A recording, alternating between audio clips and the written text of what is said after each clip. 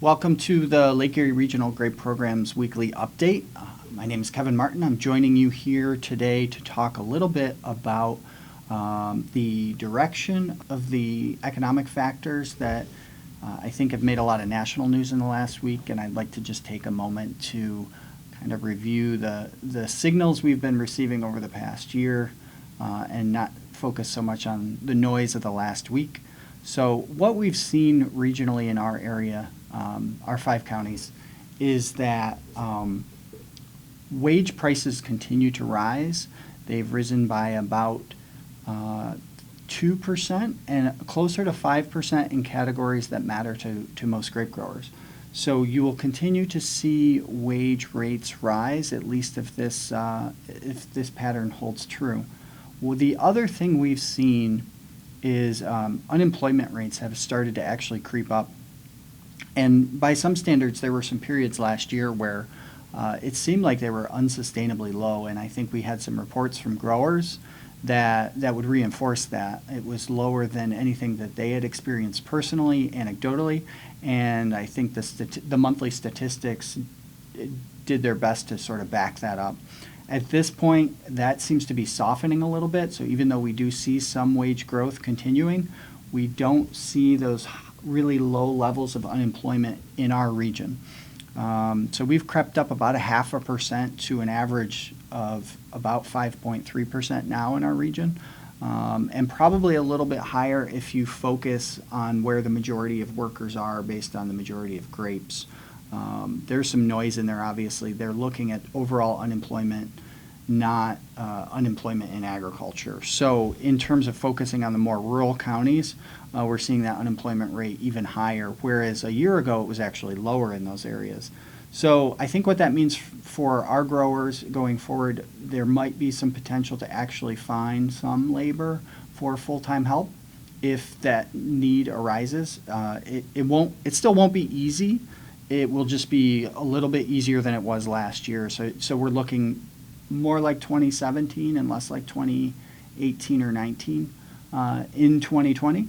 So I think what that means is, again, it'll be difficult, but it won't be, some growers were saying pretty much impossible. These statistics really don't look into, the Department of Labor doesn't do a really good job of looking into migrant work, or even seasonal work is a little bit of a struggle. They'll do that in larger regions or on a national scale, but the data is just not there in the county level. So what that means for migrant workers or seasonal workers for you is probably the anecdotal evidence that you've seen that supply continues to decline is I would rely on that anecdotal evidence going forward. We also continue to see those prices rising, which we would fully expect because of both supply and the trend towards higher prices in labor in general. The other thing I think that I would add is that we are seeing a declining workforce as well.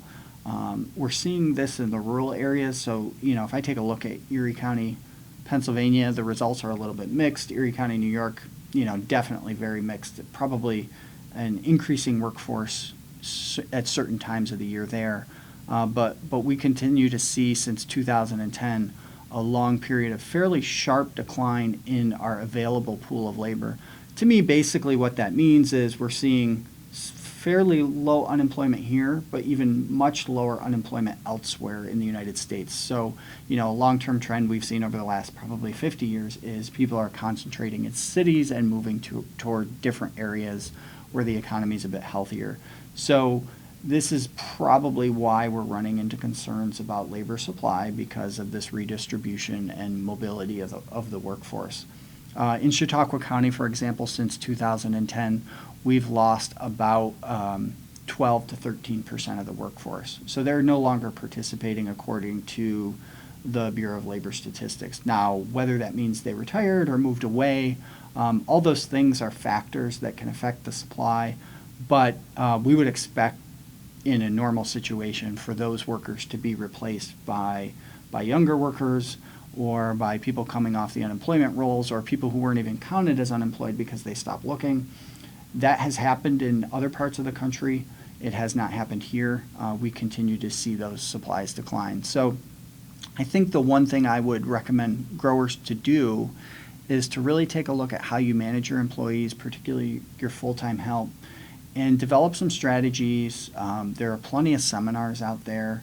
There are a lot of resources, but develop some strategies that allow your workers to feel a little bit more like they have buy-in into your operation, like they have some control over their destiny in terms of financially or in terms of what they do on a day in and day out basis. I know it is tempting, especially historically. A lot of these jobs 30 or 40 years ago were fairly labor intensive. You look back at the history of agriculture, and the labor force was designed to use its muscles, not its brains. We have, very quickly transitioned away from that model. And in doing so, I think the expectations that some of the labor force has is a little bit different. And I think the good news is, in our wineries and even in our vineyards, we do have the opportunity to offer people some reasonably rewarding jobs.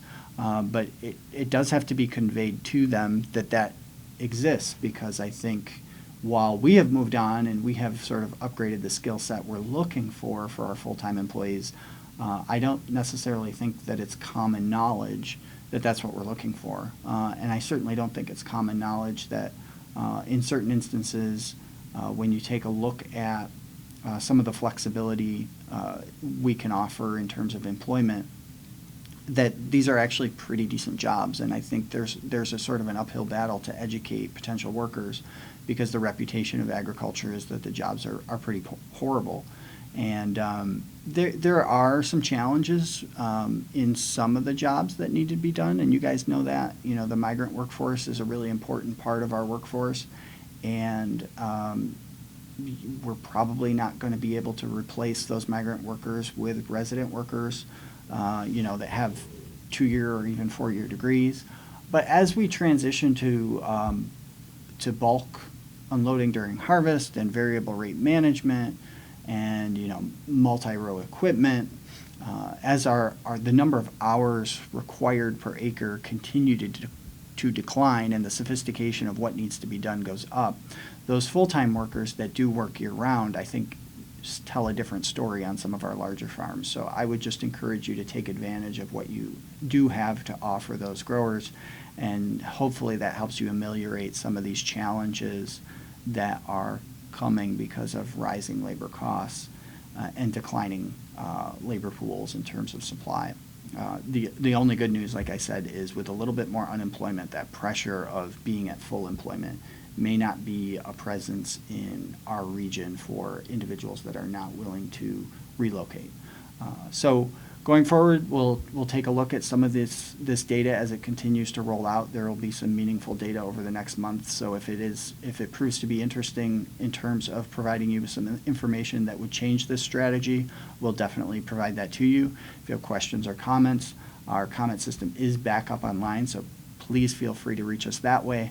There are a number of other ways you can reach us through social or contact our offices. The other thing is we will also be rolling out another newsletter this week, so look forward to that and make sure you register for the conference. You can use the newsletter to help guide you if you haven't done so already, as our winter conference is fast approaching. Thank you for joining me this week, and we'll see you next week.